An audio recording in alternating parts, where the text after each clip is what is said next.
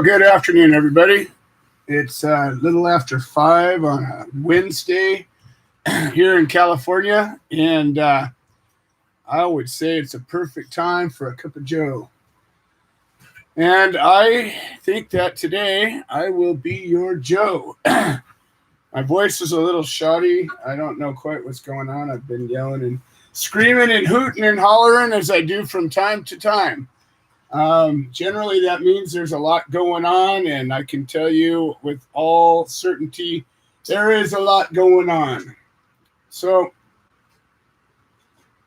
my suspicion is, as generally there's a lot of new people listening, and I want to bring you all up to speed real quick. This is a show called A Cup of Joe. This is a podcast, not a broadcast, which gives us a little bit of latitude. But we try to keep it PG best as we can, and we're pretty good at it. This is a show hosted by the Coffee Party and the Coffee Party Radio Network, and but the show itself is put on by The Human Solution. And I am Joe Grumbine, and I am the CEO of The Human Solution International. We are a civil rights organization. We're a 501c3 federally recognized nonprofit that's dedicated to preserving and protecting and supporting the rights and privileges and liberties of victims of the drug war, especially due to cannabis prohibition, as well as life, liberties, and rights of disabled folks for any reason, as well as the rights of veterans, as well as the rights of our Native American brothers and sisters. And that's where we sit today. So if you can wrap your head around that, you'll see that that's pretty broad, encompassing mission, and it's all about the same thing. It's all about our rights. It's all about liberty. It's all about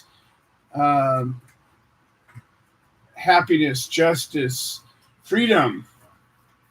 These are all the center points of this. And as much as we're very much about the plant, and we're very much for the plant and the freedom of the plant, I don't want to get stuck into that box, because really it's deeper than that. The plant prohibition is such a ludicrous, ridiculous expression of oppression and tyranny that we kind of lose sight of the underlying problem, which is exactly oppression and tyranny.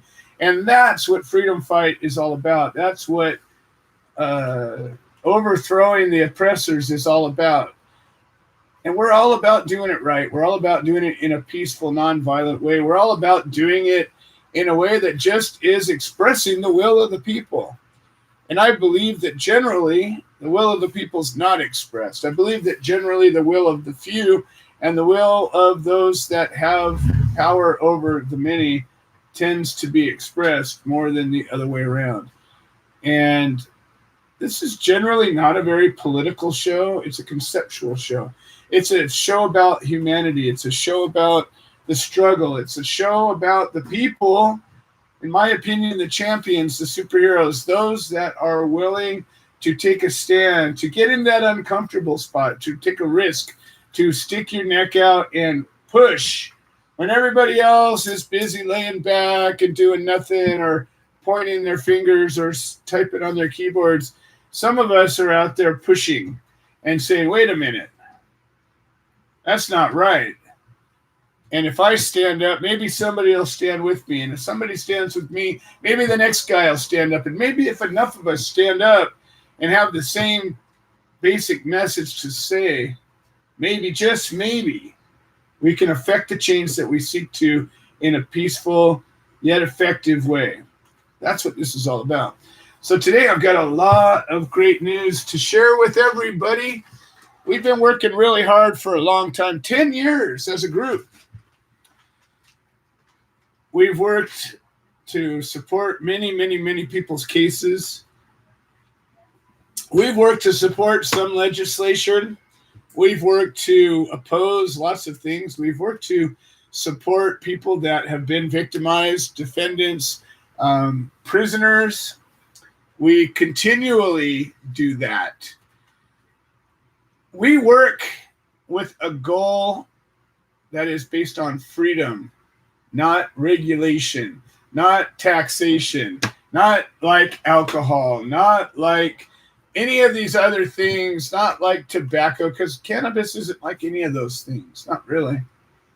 Not when you want to get down to it. And I know that we have people that watch this show or listen to this show that are all about the regulation, and I welcome you all to come aboard, but you never do. So until somebody gets on this show and wants to convince me or plead your case as to why this plant needs to be oppressed, regulated, and taxed and treated like something else in the world other than the thing it is, which is a plant. And not only is it a plant, but it is a plant that's generally regarded as safe, and it's a plant that has a 0 death toll to it. Not many plants can claim that. It's never killed anybody. So if we can treat it like that, then we can have an easy conversation. If you want to tell me why it needs to be oppressed and regulated and taxed and treated in another way, I welcome the conversation. Nobody's brought it to me yet. 10 or 5 years of doing this show, not one person. So if you got that opinion, please bring it. Call in as a guest. You can just call in, pick up your phone, and dial 646-929-2495. So we're not about reform. That's a pussy way of saying, I want to keep changing things. We're about ending prohibition. We're about freeing this plant. We're about decriminalizing. We're about creating a world. And picture this, if you will. We're about creating a world where there isn't anybody in prison just because of this plant. Not one person. That's when we know we've done it. But if you look to your laws, I don't care, even Oklahoma has a place where you can be a criminal. There's some better laws than others, and there's some worse laws than others. But every single law that's been written to this date falls short. And they always have a place where you can still get thrown in prison for having too many plants, or too much oil, or too much of this, or too much of that, or you didn't sign this piece of paper, you didn't suck this guy's dick, you didn't pay this thing off, you didn't do whatever it took to get the license and regulation to be legal. Okay? Well, guess what? You don't do that, you are an illegal business. You are a criminal, just like everybody else. And that's what we keep forgetting about. We want that to not be an issue. We want it to be a plant. Have some, grow some, sell some, treat it like a tomato, tax it like chamomile, whatever. I'm just saying, don't let it be a way that you can get locked up for it. We have lots of people today that are locked up for cannabis and cannabis alone. One of them is a guy by the name of Michael Thompson. I've been talking about him for many, many years. And about 3-4 weeks ago, we released a fundraiser that apparently didn't get understood very well. But we've just changed it a bit and made it a little bit clearer. Michael Thompson is a guy who's potentially going to die in prison if we don't get him out. We're working very hard behind the scenes, and there's a really good chance that he's going to get out. But imagine this, being locked up for over 25 years, and your family's left you behind, your mom's dead, you friends, you got a handful of those people that have been supporting you through this time. But what do you do when you get out? You got no money, you got no place to live, you got nothing. What are the odds of you being successful, getting released from prison in 20 years, after 20, 25 years? Pretty slim. We're raising money to help this guy, assuming that he's going to be getting out soon, to get a leg up. He's got big plans. This is a guy who's a mover and a shaker. He's a music, he's a guy who puts music shows together. He has a project called Standing in Defense Against Violence, and it's a series of concerts and events that are supporting getting people out of gang violence. It's a powerful work that he's already working on from behind bars. He's got it already put together. He's already had pledges of support. But what he doesn't necessarily have is food to eat when he gets out of prison. He doesn't necessarily have a car to drive. He doesn't necessarily have a home to live in. So we're working hard to raise some money for that. We've set aside an account specifically for Michael. We've set aside a way to donate just to Michael. And if you're into that and you think you want to help the guy out, in our website, thsintl.org, he's featured prominently. So I encourage you to get out there and participate. This is part of the work we do.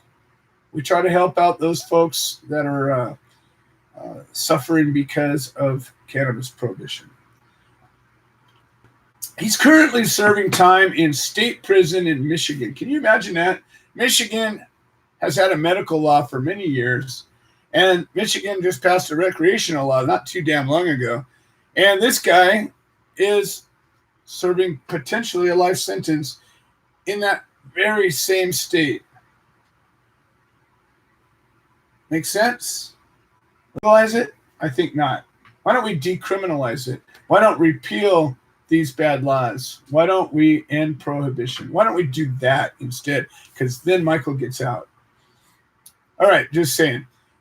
Next up, I'm going to kind of quietly, softly announce in my loud, boisterous way this project that we're beginning to work on. And anytime that I'm talking about a project, I'm looking for help.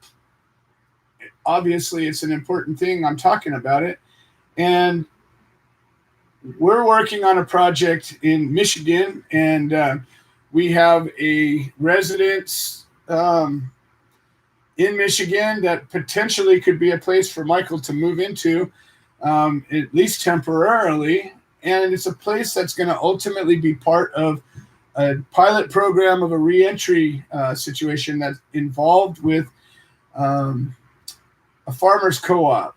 And we're potentially going to be calling it the Gardens of Hope Project. And it's something that can be, once we get this pilot up and functioning, it's something that could benefit any of these groups that we're talking about: the disabled, the veterans, the Native Americans, prisoners that get out, providing a place to live and a job and a way to integrate themselves into a community. We believe very strongly that this could hold the future for this transition out of prohibition that's hopefully going to happen and happen soon. So that's another big, powerful situation. And finally, before I bring Joey Lee back up, because she closed out the show last week and we're bringing her right in the beginning this time, we have decided to launch the biggest project that the Human Solution has ever set out to do. And this is going to involve a walk across America. And this is going to be a mammoth project. And hopefully by the time we get to the East Coast, we're going to be tens of thousands, possibly even 1 million strong. And we're putting it all together right now. And we're putting together leadership teams right now. We're putting together a committee and outline, getting our mission together. I don't know if it's on there yet or not, but it will be very soon if it's not. But on the Human Solution website, THSINTL, there will be a page that has a poll on it. And what we're trying to do initially, as we're getting this walk across America started, is we need our talking points very strong and very clear.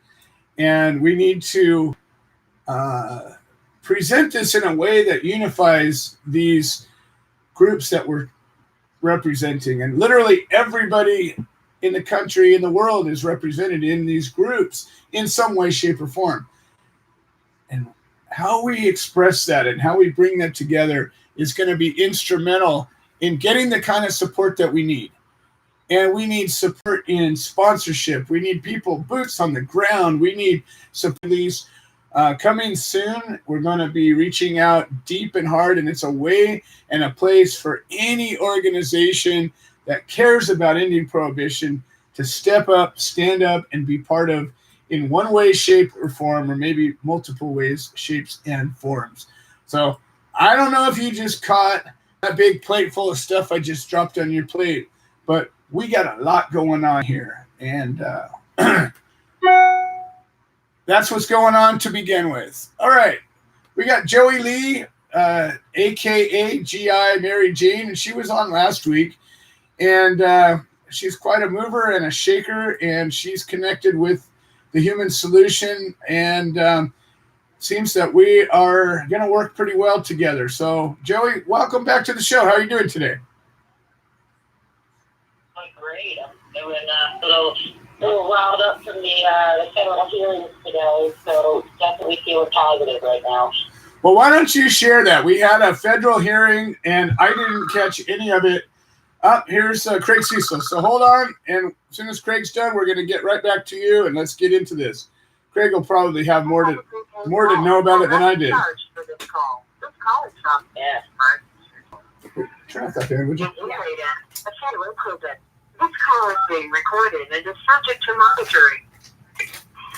Craig Cecil, how are you doing today? Hello, good evening, Joe. We're doing well, although it's about 91 and 100% humidity and about to rain here again. Yikes. We're having kind of a rough week. Wow. Well, we're about to get the heat brought on to us. Tomorrow it's going to start, and it's going to be up to about 105 by the weekend. Ouch. That's not good. That would be deadly for us. Plus, I think it's a lot more damp here. Yeah. We have a dry heat, and it's funny. It's kind of a joke, that we say, oh, yeah, it's 110, but it's a dry heat.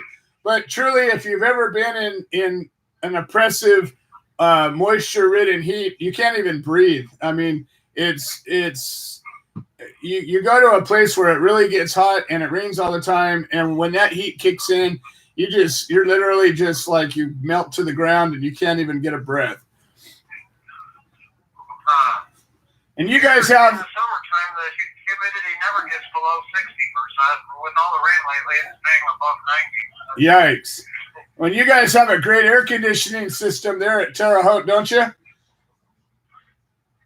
it's called, a lot of the windows are broken, so we get a little bit of ventilation. Yikes. Wow.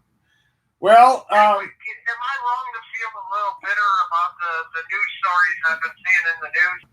The biggest news story I've been seeing is about a guy who was transporting girls across state lines as young as 14 years old and raping them, and he got a 13-month sentence. Yeah. Am I wrong for being angry when I hear that? No, you're not. And in fact, it's interesting as these stories have been coming up, and there's been a lot of stories that have been kind of similar to that about violence and sex trafficking and really heinous acts. And then you're looking at people that are facing or getting bailed out, letting out to potentially take off, and people that are getting sentences that are ridiculously short.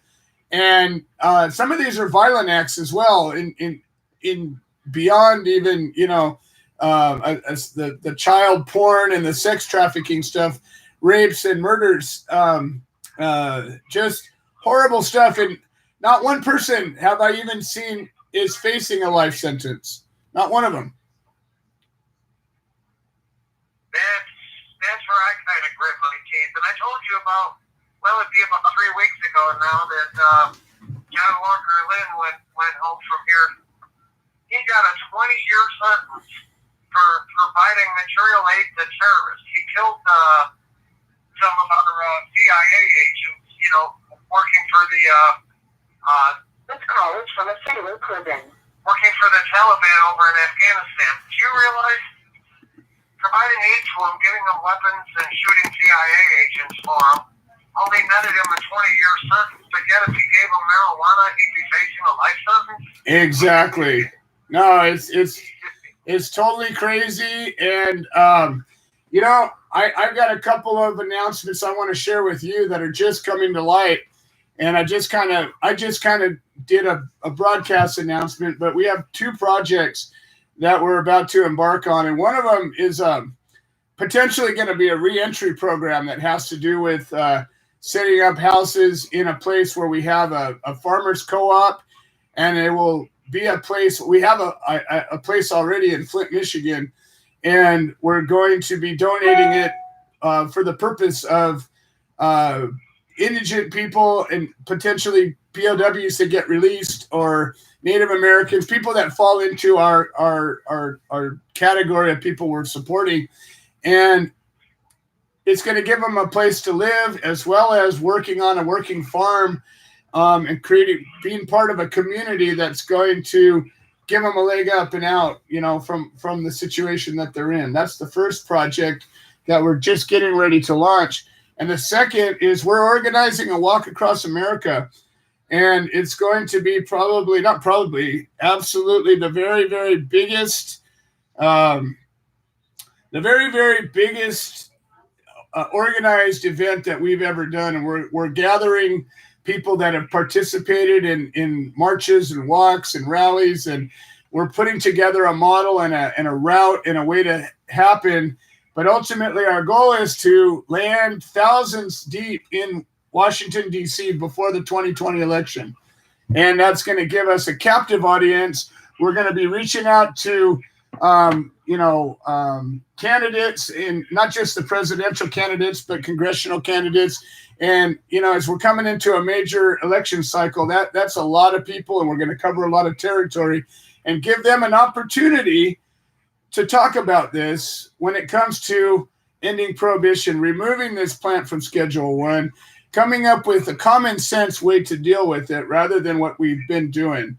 And we're in the beginning organizing stages of it, but I can assure you, Craig, your name's going to be part of our talking points. We're going to be bringing to life what we're seeking to change, and we're going to lay it out in no uncertain terms. It's not going to be one of these little pansy-ass rallies where we're like, oh, we want to change this, but they don't ever identify what we want to change. We're going to lay out clear talking points, clear objectives, clear demands, and we're going to get it done. I like that because it exposes all this to a lot of people, like that Chelsea and Didi out there where they put together that Museum of Lifers in the marijuana dispensary. I mean, the people that obviously have a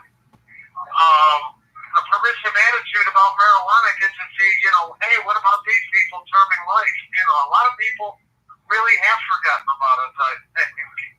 But I like the walkathon, even if it's done as like a relay, passing the baton all the way across the United States. It'll be right in front of a whole lot of people. And this is people to people, which I think could make a big difference. Well, yeah, we're going to do it in such a way that we're not expecting probably anybody to make the whole trip themselves.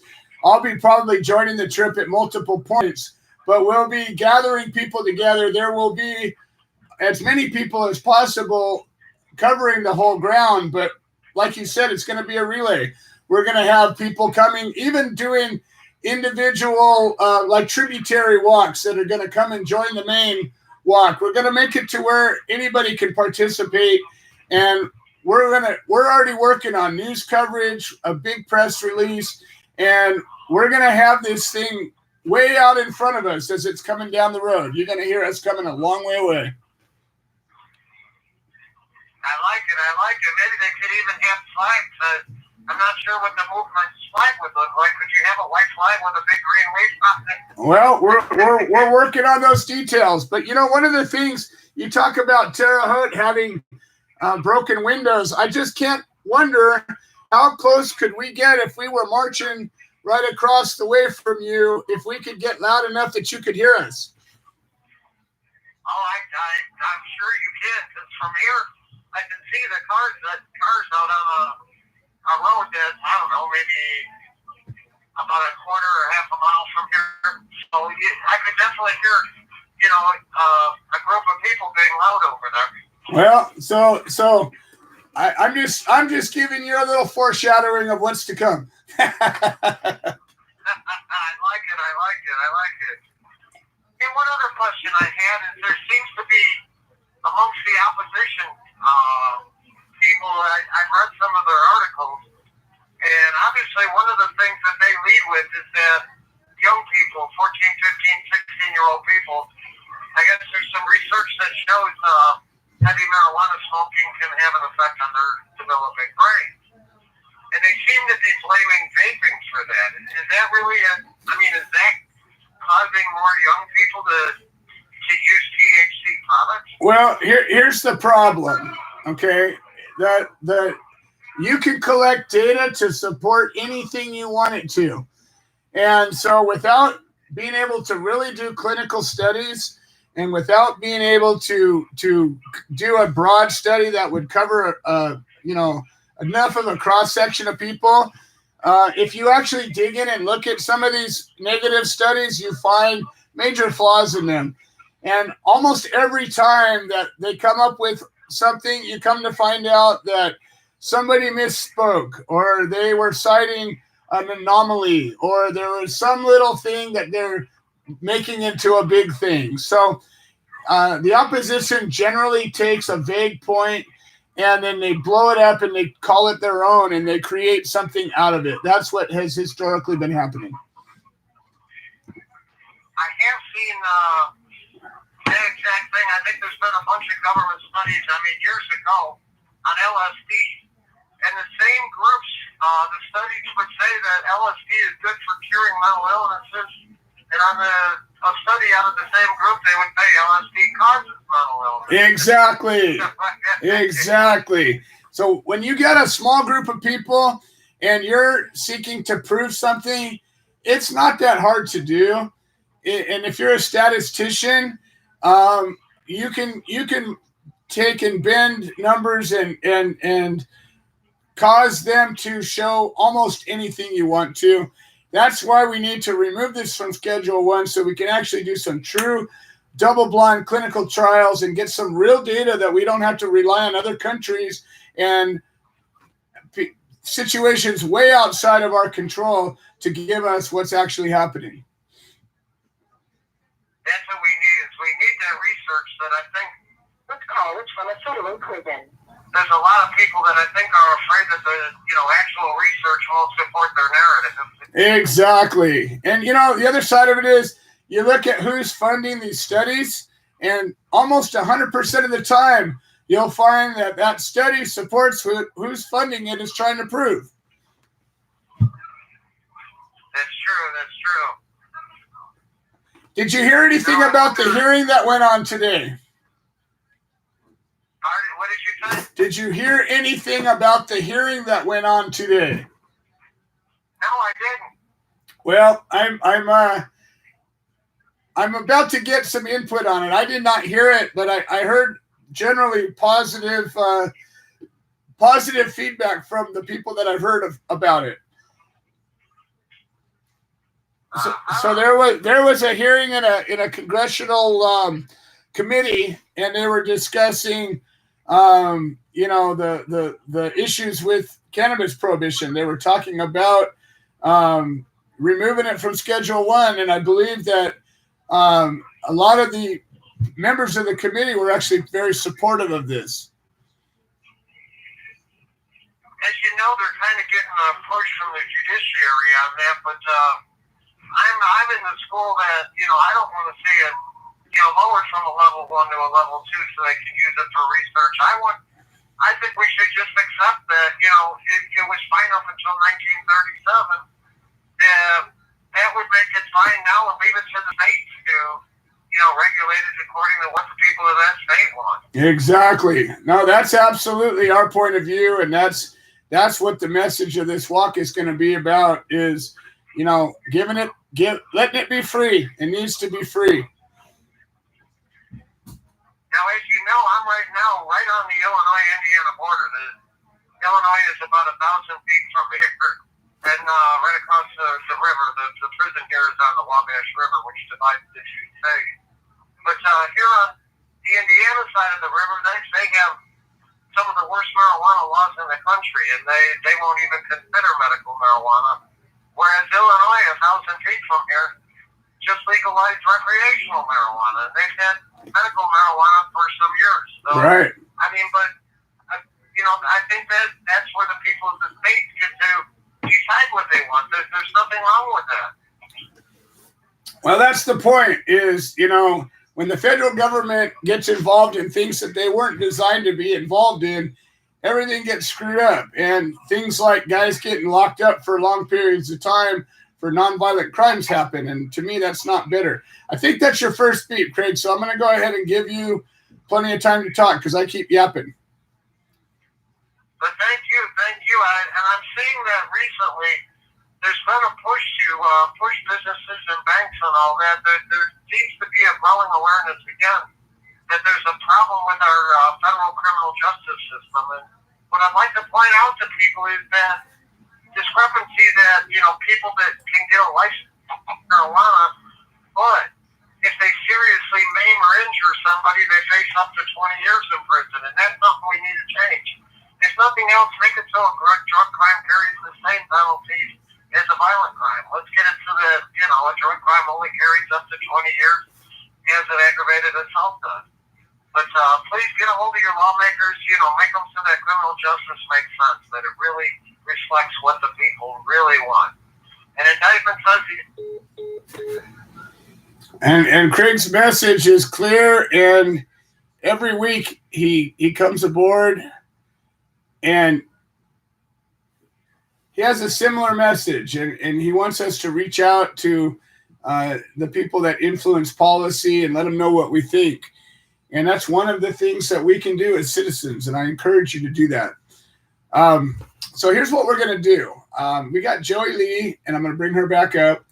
And I think I got a simple way to kill two birds with one stone. Joey, whoops, sorry, I hit the wrong button. That wasn't Joey. Here's Joey.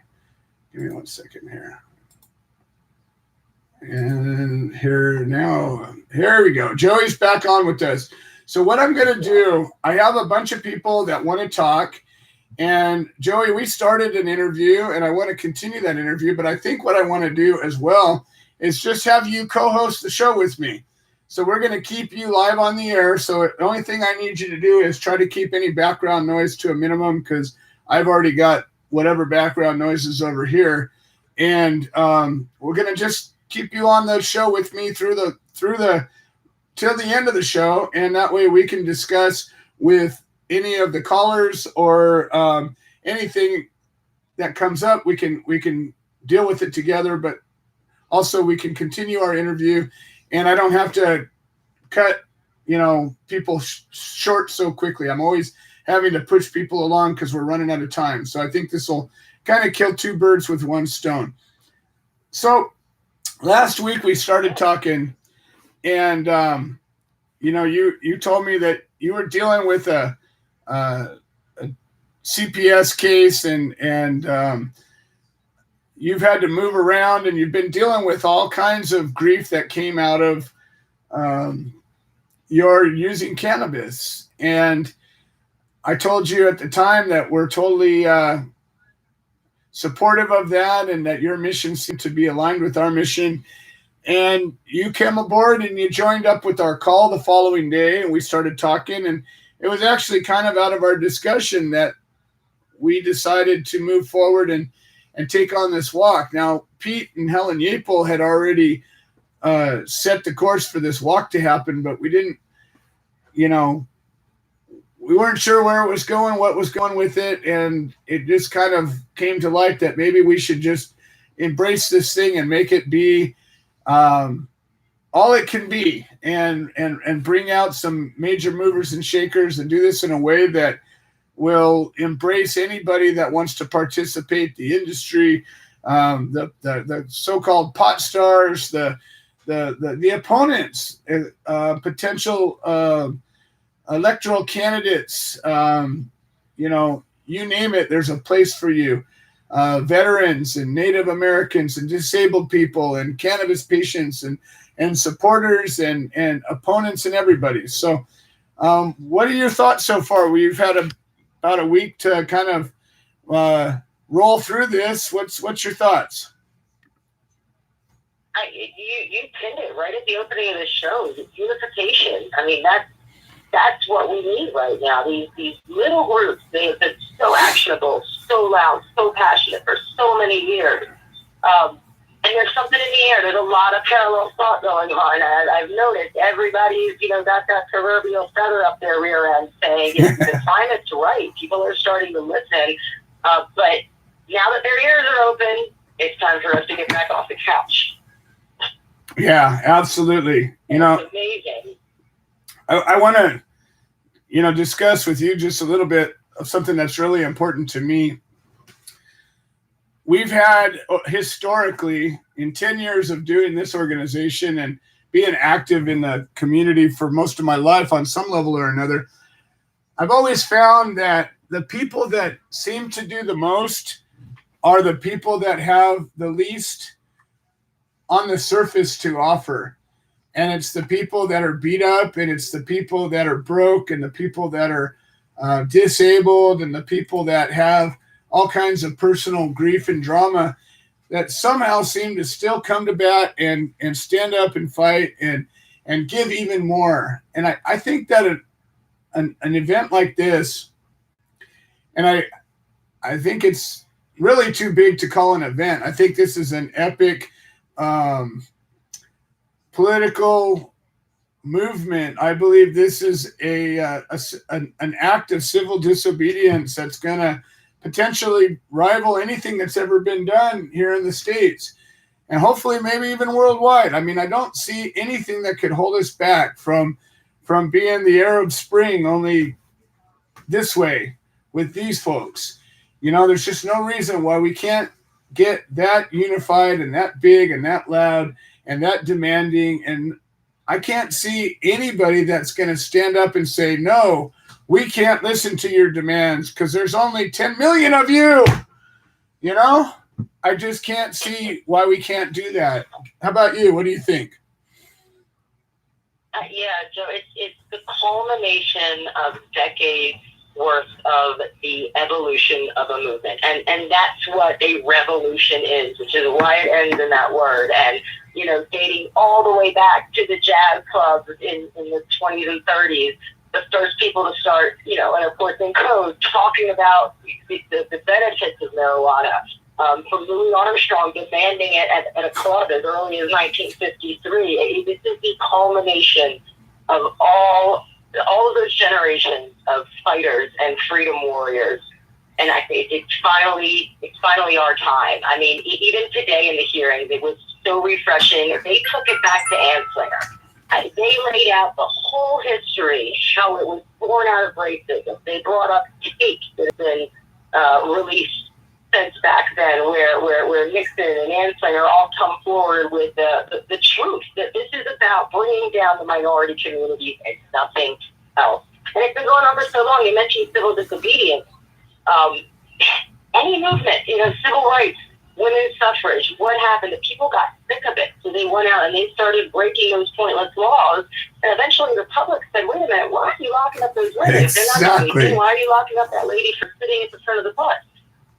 Exactly. Exactly. And that's what this is all about. We are ready. I mean, talking to all these groups, actually right now, as we speak, at Druid Hill Park in Baltimore, my sis from a different nest, it's Chris Furnish. We call her Lady Furnish out there. She heads up MDMJ, which is Maryland's Marijuana Justice. They are meeting right now. They deal directly with the Congress on a national level, on a social level, and talking to them in their conference call yesterday. Like I said, parallel thought. Everybody is ready. We just need to agree with each other that, yep, let's do this. It's time. Let's plan. Trying to move those chess pieces around the board a little bit. Well, and I think if we do this well, which we're going to, it's going to be a way that is so inclusive. I mean, we've barely begun the discussion of this. And today I was meeting with somebody who was kind of cautious to bring to my attention a veterans' rights group that he was working with, because he knows I got so much going on. It was kind of like, he was kind of like, I don't know, if you're going to be able to jump in and deal with that. And I said, well, it just so happens we've got this project, and he was all completely excited about it. And he's confident that, it's just such an easy thing to get engaged with. And if we do this right, and we do this in such a way that that makes it easy to participate, whether it is by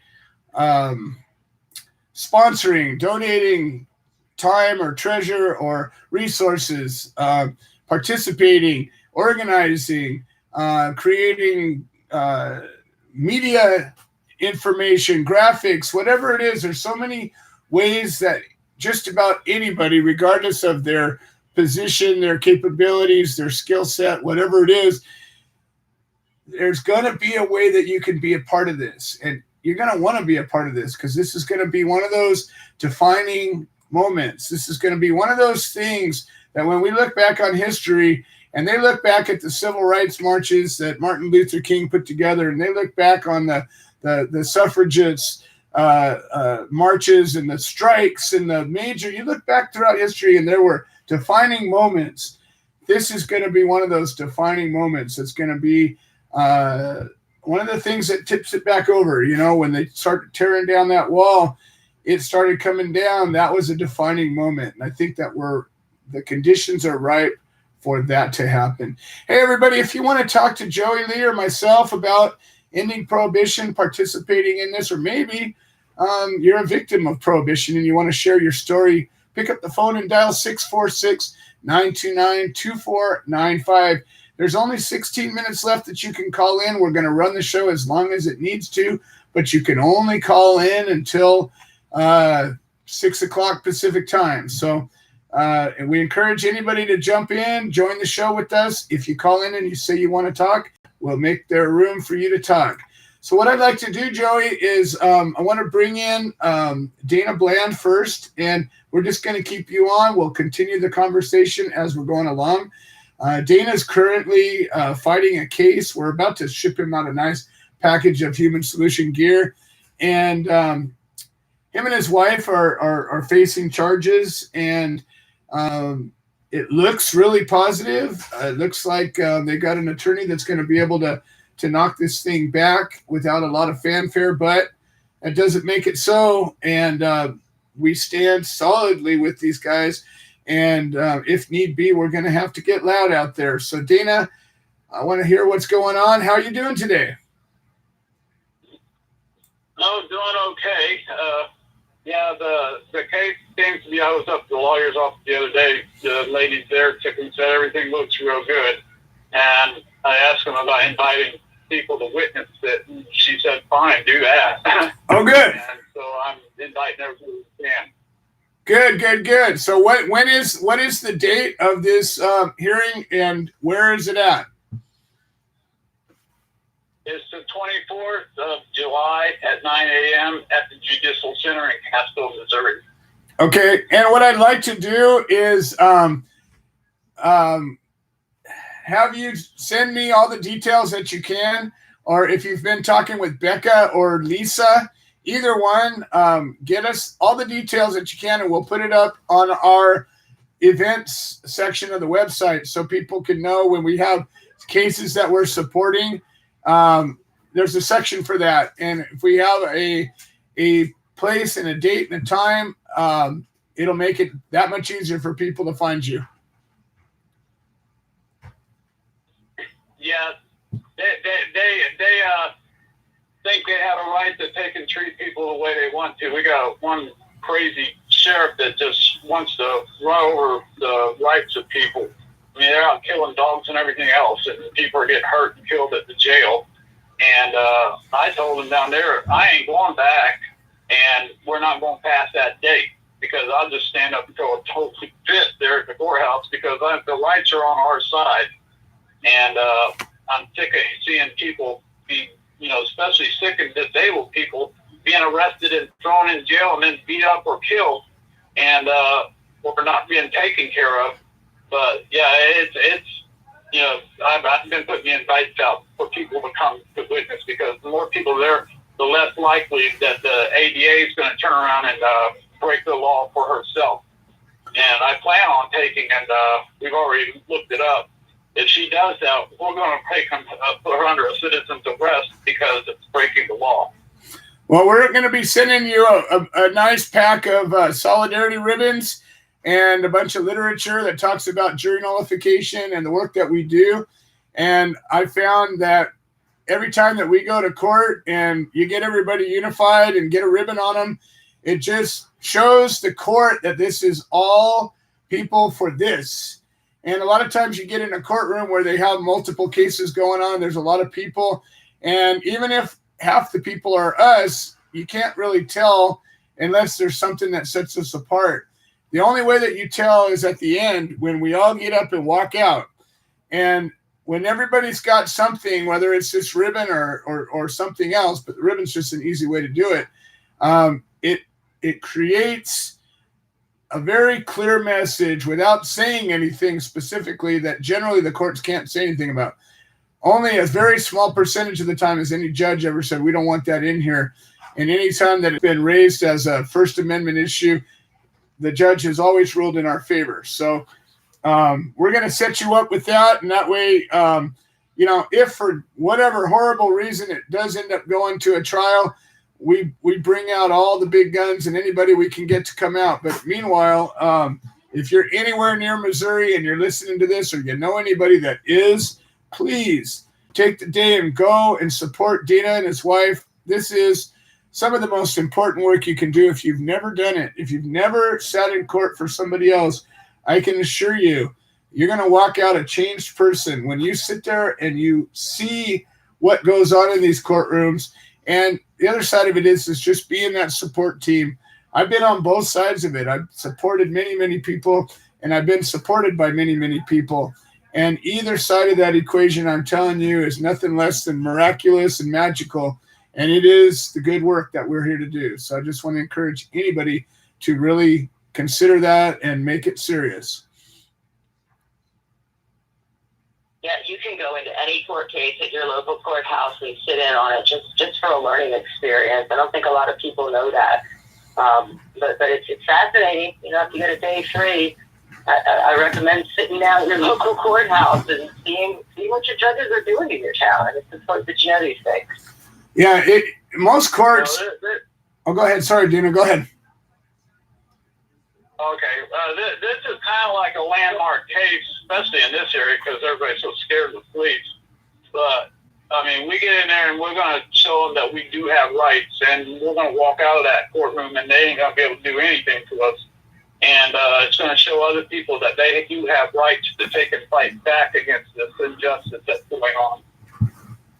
And you're absolutely right, Dina. When my case was going on, it was exactly the same thing. It was a landmark case, and it made a difference. When the Corby's case was going on up in Northern California, same thing. When Steve and Maria Green's case in Michigan was going on. And these cases, when Kyler Carricker's case in Kansas, any one of these cases, when somebody's standing up to an injustice and they get people that are standing with them and it shows that community support, it becomes a landmark case by its own very nature. And that's when we need to strike. That's when we need to be there. And it's important when you guys show up to court, please don't get yourself thrown out. I know you're going to want to. I know you're going to want to, go crazy and raise a ruckus in that courtroom. But you know what? What has the most power is you sit quiet and you observe these people and you don't get yourself kicked out. You save your rally for outside the courtroom and get as loud as you want. But when you're in that courtroom, we have to be better than that, better than them. Yeah, that's for sure. There's a lot of law that's still against people that use cannabis, and especially if you can't use anything else. And we're here to support anybody that we can to take and keep that from happening to them. And just because you have never been arrested, don't assume that you won't be, because it can happen. And you should get out and support anybody that you can to take and stop the prohibition and to take and support the people that have been arrested, especially when they're really innocent.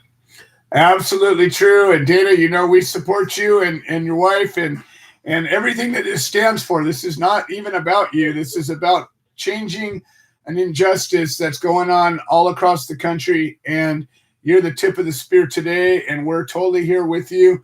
And please share that information with me so we can get it up on our website and get it even beyond where Facebook reaches and into, anybody that's able to share that out there. And if you can't make it, who knows? Maybe you can share it to somebody who can. We've packed courtrooms all across the country over the years, and every time we show up and do this right, it works. Every single time we have a positive effect on it, and don't think you don't. So, Dana, I appreciate you being here, and I can't share with you strongly enough how much we support you guys' work. We appreciate that. And you just keep on doing what you're doing because you're doing a good job. Right on. We're going to get these people free. Well, we'll be sending a package out today. It'll go out in tomorrow's mail. I have your information. I got Lisa here. She's going to be assembling the package and getting it packaged up. So tomorrow we're going to get it out to you. So you'll have it in plenty of time before your hearing. Okay. Yeah, and Dana, thank you. I'm just waiting to thank you, Dana, on behalf of everybody. I mean, you doing what you're doing, I don't know if you realize how many millions of people you're empowering. A lot of people still view the judicial system as like an angry father. It's more like a coworker. And standing up for your rights, something that society's forgotten. So thank you for empowering so many people, whether you realize it or not. I appreciate that. And y'all keep doing what you're doing. So You bet. to the next guy, you got a lot of people on there. So we'll be back here next week. Excellent. Thank you so much, Dana. Dana Bland, folks, from Missouri, a pioneer, a freedom fighter, and we need to stand with him as he's fighting his case and paving the way for freedom across the land. And that's what's going on right now. All right. We've got a few more guests that have come on. I think George Martirano's here. And I think there we go. We're going to figure that out. We got Jennifer Hess from Kansas. She's the defendant that called in last week. And, this is the heartbreaking story. Her husband died in custody. The state's going after her, and she has a public defender. You would think that's a worst case scenario.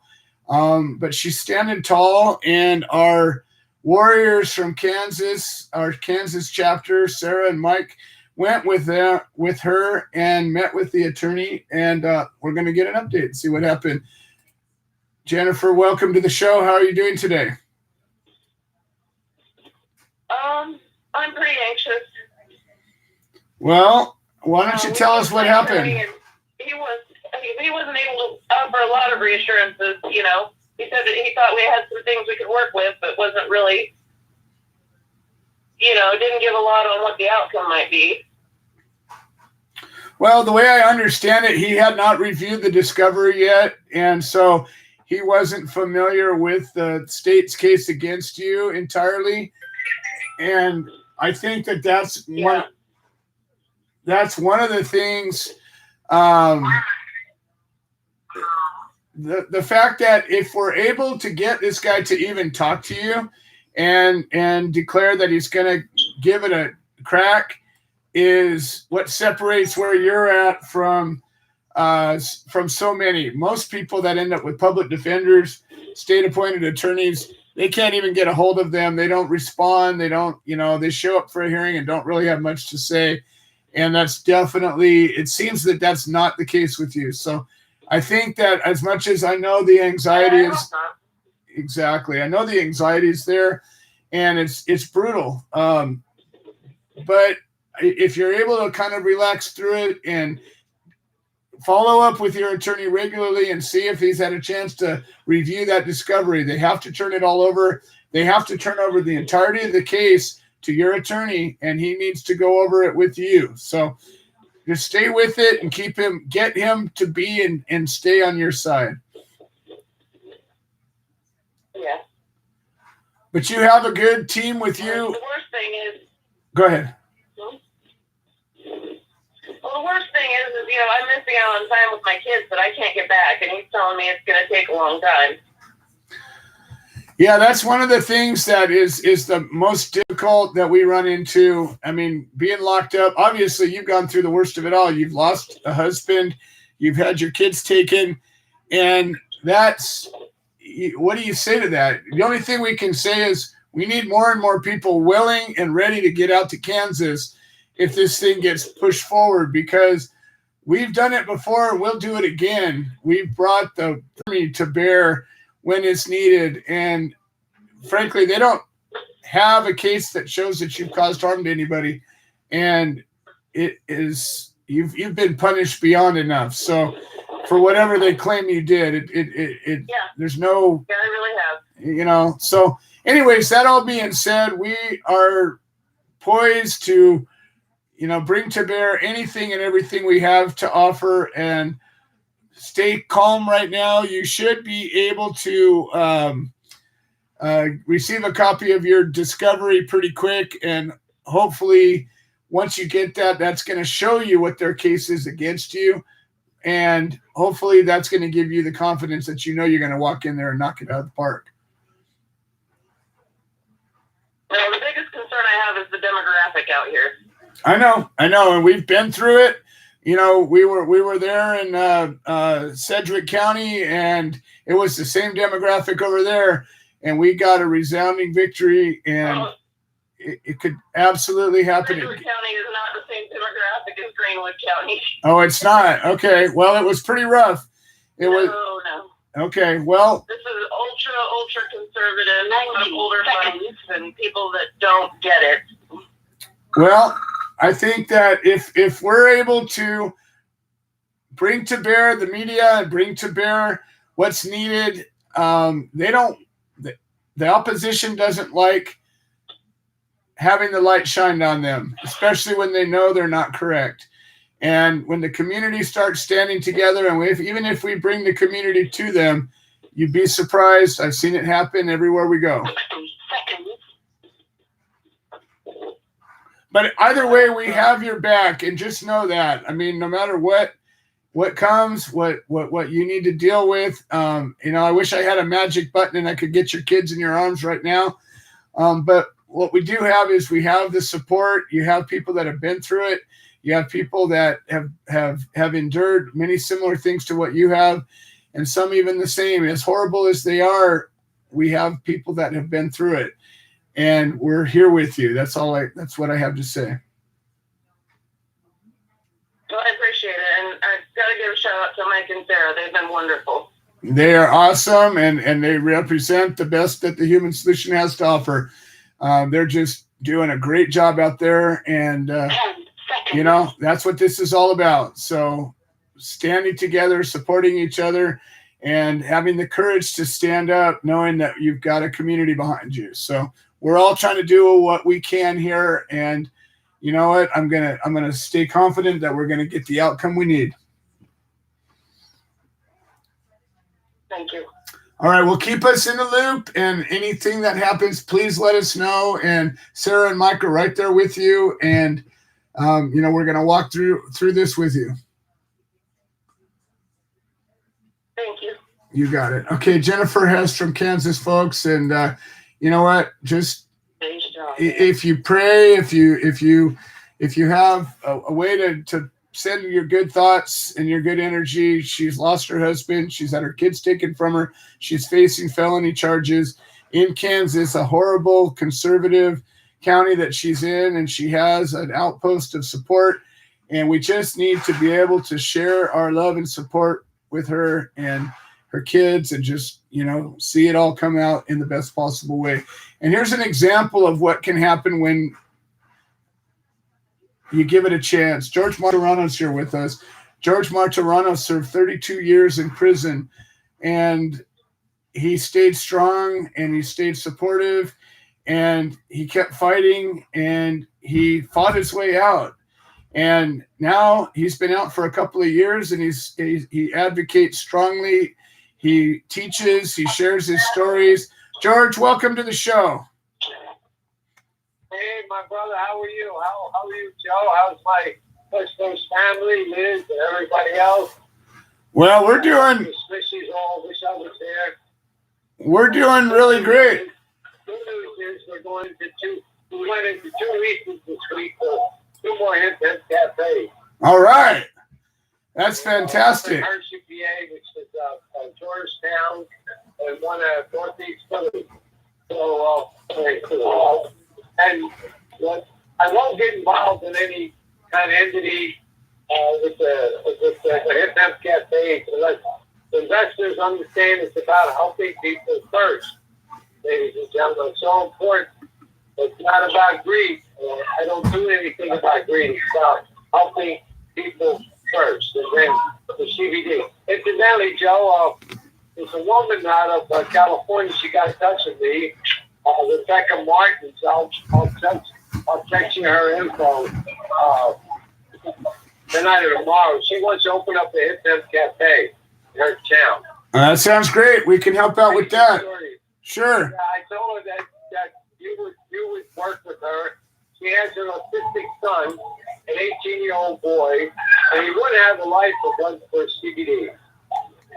So she wants to dedicate the Hip Hemp Cafe to have this young man have a future, have a business, have a life. And I said, I'm not on the West Coast, and the best person for that person I trust, my brother Joe. So Joe, I need to. I'm going to give you. She just texted me. I told her I'm going to the show. I'm going to give you your information. Please call her, or I'll have her call you. Absolutely. And George, I want to share with you a project that we're getting ready to launch. We're going to be organizing a march across America, and we're going to end up in Washington, D.C. before the 2020 election. And we're going to be laying out a list of demands that are going to ultimately get our prisoners free and end this prohibition that's caused so much grief across the country for so long. Yeah, well, like I said, I'll get a hold of you. I've been busy, like you've been busy, but I want you to talk to her because it's not about opening a retail operation with CBD. And she wants her son to have a meaningful life. So I'll give you that info tomorrow. Please pay attention to that. Absolutely. That's what we're about. Just because you open up a business, that doesn't mean you can't help people. No, hopefully because you open up a business, that means you can help people even better. That would be the goal. Right.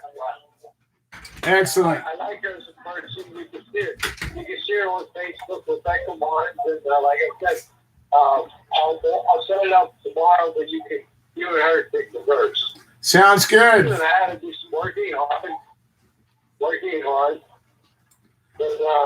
looking forward to. I'll probably be out to see you guys out west in September. Sounds great. Just let me know. We're going to be there. Yeah.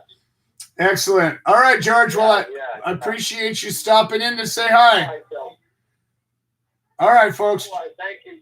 Take care, everybody. All my West Coast fans. Thank you. Excellent. Thank you so much. George Martorano. And remember, George is just getting back on his feet, and he's knee-deep in this, and he's opening up his Hip Hemp Cafe, which is it's a CBD place, and it's a little coffee shop, and it's like he said, he's all about healing and helping people, and he's doing kind of what I wish the cannabis industry was into. Unfortunately, most of the cannabis industry is into the bottom line and getting their tax dollars and most of the people that are making all the complaints that are shutting out and causing raids and getting people arrested are these licensed companies. And they're ratting on everybody else because they're competition. So we got major problems still to overcome, even in the most of the so-called legal places. All right. We're in overtime now, so nobody else can call in, but that's okay. Me and Joey are here to close the show out. We have Pete Yapel from New York up next, and Pete is actually, him and his wife Helen are the ones that originally decided to begin this walk across America, and all of a sudden, I don't know, the right light bulb started clicking off and the right people started stepping in, and I think that it's about to get awfully viral out there. Pete is the chapter coordinator for the Solidarity Over Separation chapter in New York, and him and Helen are just killing it out there. Tell us what's going on. How you guys doing tonight? I'm Everybody. Hey. I'm kind of recovering. I got I broke my right hand. Not too many people know. I've done that a lot because I had that on Facebook. I broke my right hand and found out that I've got a herniation in my C-spine and my neck. So I've been kind of like just out of commission. So I truly have been doing a whole lot more than brainstorming, still and thinking. But yeah, this walk is very, very important. It is, and listening to George and listening to his story, like, wow, like, what a stellar human being. Holy shit. I was in awe. My jaw was open. I'm so honored to call him friend. What an amazing man. And I think he should be in the forefront of this walk, because that's just, he speaks to exactly what we put behind bars. This is the man that we put behind bars. Yeah. We allowed that to happen 32 years. He comes out and look at the man that he is still today. Holy shit. Mm-hmm. Most people don't get through a divorce with that amount of positivity. That man, right? You're right. Right? It's so true. And anybody who's spent any time with George Martorano, I don't know how old he is. He's 60 something. And that guy's got more energy than most 20-year-olds I know. And he's always focused. He's always focused on the positive. I've never seen him complain about anything. I've seen him hurt his ankle and he's still talking about the thing that helped it make it better. He's always thinking about the other guy, and it's that inspiration that I'm trying to kindle and spark and grow and hopefully inspire enough people to stand up and realize that we're all here for each other. We are the human solution. We are the ones that are going to make that difference. And, if it's like the concert, when one guy sparks a lighter, you don't even see it. But when 1,000 lighters go off, it becomes magical. Yep. And that's what we have. We have the light of 1,000 lighters. Yay. Hey, listen, we're excited. We're excited that the walk is finally finding excitement. Because you know me, Joe, I was going to do it anyway. I mean, I was going to do it anyway, and I was going to broadcast as I went across. But I'm glad that it is, because it's a walk for change in general. Yes, we want to end prohibition, for sure. Absolutely. It's ridiculous that it is even a thought in our society today. Plus, we want to free every prisoner. Of course we do. We want that to happen too. But change is change, and we all need to change. Every time you turn this box on that sits in my living room, there's something horrific going on. I love living in Portland because they give me 10 minutes of good news on the news at night. You don't find that. I turn it on and I look at the stuff that's on, and I'm like, we all just need to change. Why does everybody hate everybody so much in this world without even knowing them? Yes. That's what bothers me most of all about it all is the kindness. We aren't kind. We're not a kind race any longer. And I'll know why on that. The favorite subject is why we're all that in that state. We're sleeping. People are sleeping. Their brains aren't working. They need more cannabis. Cannabinoid deficiency. Yeah, absolutely. Absolutely. And you remove it from 3 to 4 generations, and people don't know. Now, let's be real. Let's be realistic. More children changing more people are sick. More people have cancer. More people are sick. Average American has 5 prescription pills they take every day. 5 prescription pills. Average American. Yep. An average American. Why are we that sick? So I just put up a post about somebody asking if people think, how many people think that 16-year-olds should be able to vote? Should the age to vote be lessened? Well, of course, it's things to do, of course, as things like that usually do.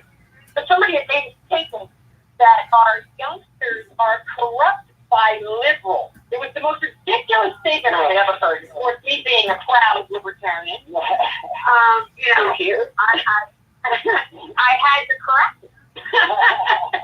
so I did. And no one has enough for that. But it just goes to show you how misinformed, everybody is. It's just there's endocannabinoid deficiency for sure. You cannot remove the plant and the cannabinoids from the human species and implement Monsanto and all their glory and expect things to stay the same. They're just not. Right. And that's what we have. We have a generation of people that gave birth to people that know nothing but that. microwaves and chicken Exactly. nuggets and all that other stuff. Right. I'm still waking up. You know, and I say it all the time. And you have to eat clean, live clean, and you can stay clean. It's just that simple. And we've just all stepped away from it because it's all we knew. Well, I couldn't agree more. You hit the nail on the head, too, with the politics. Everybody's starting to get blinded by that, and it's really important that we stay focused on the central message of wellness and freedom, period. And I think that Absolutely. this walk becoming... Sorry about that. This walk becoming a reality right now on the cusp of an election when everybody seems so easily distracted by the red tie and the blue tie.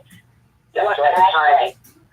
That's right. And that's what we feel too, and felt the same way. And listen, it's going to be a great thing. I love the support I get from my family. That's the Human Solution. They're part of my life. I mean, every day in Holland, we live a Willow Creek Springs Human Solution lifestyle in our home, and we complement all of that with all the media stuff that we do. And so that's what makes it's going to make this. And people just embrace the group that's out there. Again, like Joe said, we all don't fight for the same thing. I'm not specifically fighting for children's rights or specifically fighting for veterans' rights. You know, everybody has their own thing, right? But so what we all just need to do is say, but we're fighting for the same thing. The end result is the same thing. We need to end prohibition. Without ending prohibition, it's genocide. It's just that simple. We won't have the same world in 50 years. It's just not going to be. We've altered things to a point where everything is screwed up. And we need to get back to the basics. We need to simplify, to bring things back to more of a natural state. And we have a hard time doing that. You know, we live a life of convenience. And immediate gratification and it's selfishness. I mean, and we put so much energy on stuff that's so unimportant. Important. Like what George is doing. My God. He's made a true change in someone's life. It's just one person's life. Yeah, but you know what? It's one fucking person's life. And how many people is that one person going to inspire as a result of his generosity? Exactly. The smallest thing in the world is an idea, but it's the most powerful. That's right. This is what we need to bring back. This thought process. The way George is thinking, we need people to just be nice. To just realize what's important. It's that I understand we can all get along with that coworker we hate at work because we're so worried about losing that green paper rectangle. Why can't we get along with our neighbors the same way? If anything, we know how to be. We can do that. We're a society built on political correctness and fake bullshit. That's easy, you know? Yeah, unfortunately. Well, I think that you're right. And Pete, I gotta share a little something with you. When you started talking about this walk across America, and I was thinking to myself, all right, that's a grand and noble idea, and I'm sure it's going to be great. But I was thinking to myself, that's a lot of work, and you know, we gotta have it'll happen one way or another, right? And then all of a sudden, I see you sick as a dog. You can't hardly talk. You're stuck going to hospital. And I said, holy shit, you're going to hobble your ass across America all by your damn self. And you're going to have Helen taking a video across it. I'm like, all right, fine, I'll help. And I think that's where we're at. Hey, you got to do what you got to do sometimes, man. Hey, listen, I don't care at this point in time. I know we're going to get it done. We've got a great group of people, let's face it. And I love the idea of micro walks. Hey, listen, if I'm in Northern Illinois and you can't make it up there, walk with your friends a block and something that you know. It's going to bring even more media out because people are going to want to cover that stuff. That's right. They're going to want it. That's right. So this is a great thing. Well, the key of it all is going to be coordinating it. And I'm actually going to be working with, in the last election, when Gary Johnson was running for president as a libertarian, he did a campaign across America, and they did a caravan, and I'm going to be working with some of the people that were involved with that, and I've got the video footage of it all. And we have some movers and shakers. I've been knocking on doors and collecting some experience of this kind of event. So we're going to be situated in a way that, coordinating this thing is going to be instrumental, and getting our messaging and our media attention to the right things at the right time is going to be instrumental, and it's going to work. I'm getting such a positive response from so many people regarding this, and it's going to give us a platform to bring all of these specific issues to bear, because while we're marching, while we're stopping and having a speech, we can direct one of the points of our talking points to one of these situations, the Craig Cecil, the Michael Thompson, the Michael Pelletier, all of these people that are currently suffering, the Jennifer Hess, the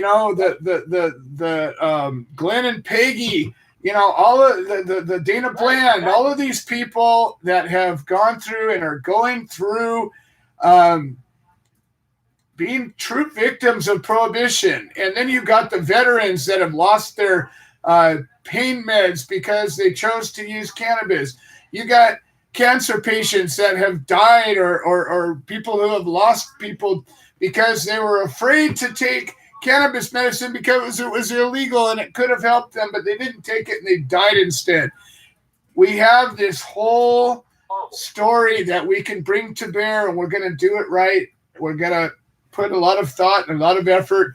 And when we start to lay this out and release these press conferences and these press releases, it is going to be phenomenal. So stay tuned, folks. All right, we got one last. Well, first of all, Pete, Helen, how does anybody get a hold of you if they want to get involved in the greater New York area? Absolutely. Solidarity Over Separation, the Human Solution International's New York chapter. We are on Facebook.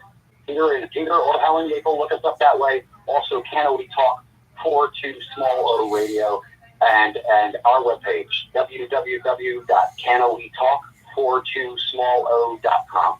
And on that page, if you send me your email address, I will make you a member, and you too can purchase fine Willow Creek Springs products.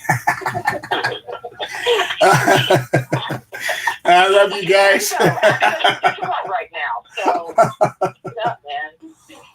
People need that. Thank you for your service. I had to do that in my TV commercial voice for you. All right, you guys. Well, we love you, and you guys are an inspiration to so many, and that's what this is all about, being a part of the solution, making a change, being the change you want to see in the world. That's what we're here to do, folks. Pete and Helen Yapel, Solidarity Over Separation in New York.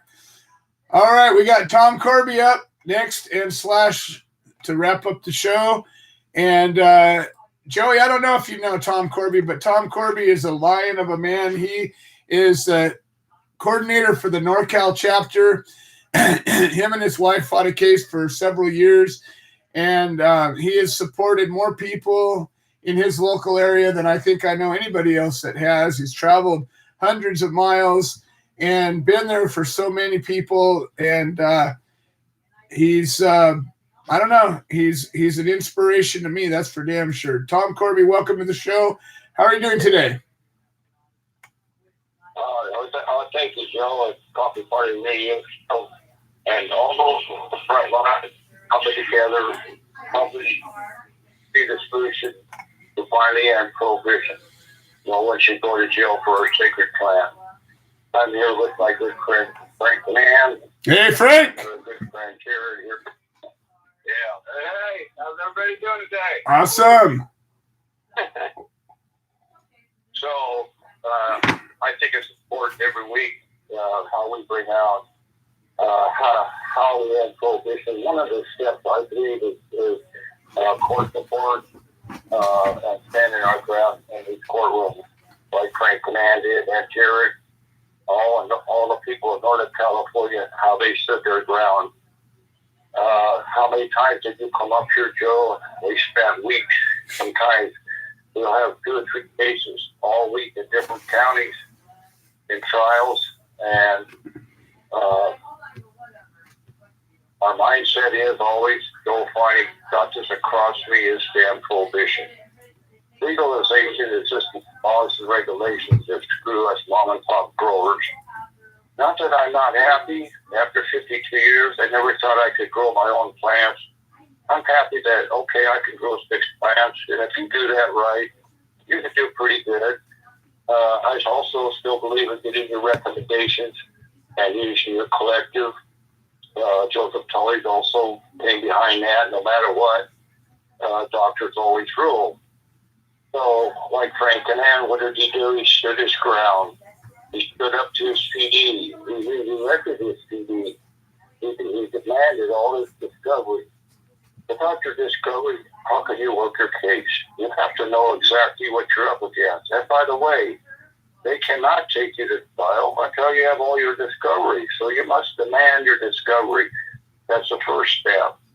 We always file 995 dismiss, probable cause motion. Almost all these cases, there's no probable cause. Flyovers aren't getting it. We've already backed that down, flyovers. So we also make them sick of us. We throw everything at them. And we'll subpoena all of them, all the good guys and the bad guys.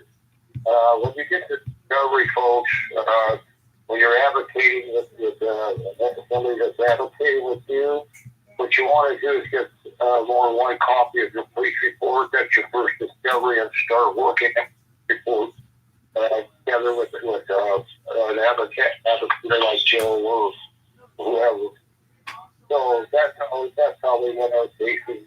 That's what we do. And then in California, it's pretty quiet up here now, and that's why if you take them to trial, they can't do it. That's what we did here. We just kept coming up strong, and now it's setting precedent. Actually, I have people from all over the world. How on California, and what we're doing is setting a precedent all over the world. So let's keep coming and stand our ground. I really feel after 52 years of using the sacred plant that we're very close to finally end prohibition. I never thought that would be possible, but let's go with so many coming on the front lines. I think we have a really good chance now. I thank you all today, and don't forget to breathe. Excellent. Well, thank you, Tom, and we'll see you very soon. And Joey, it's been an absolute pleasure to join the show with you. And is there any sort of parting shot that you want to lay out for us? Yeah, likewise. Great things are going to happen. I think that this group of people that have assembled around your show, I don't know, I feel this energy, and I think everybody does.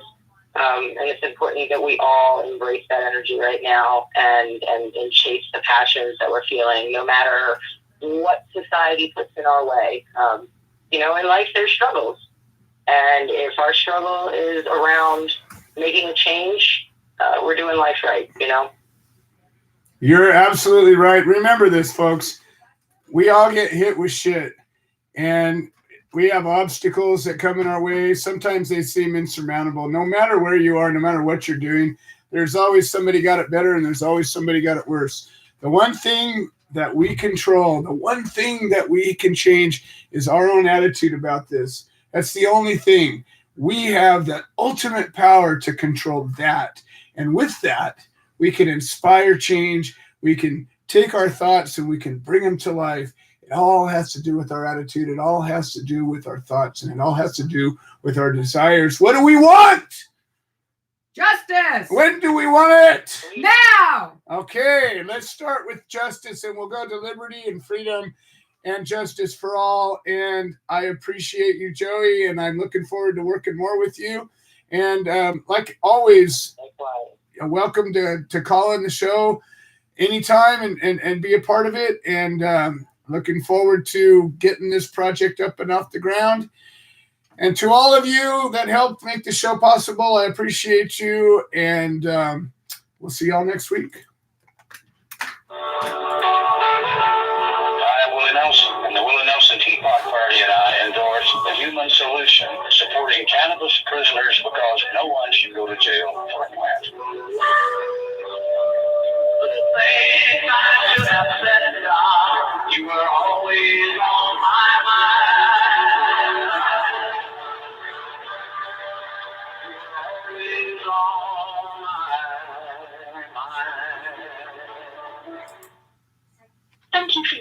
Blog Talk Radio. Goodbye. Facebook froze me out.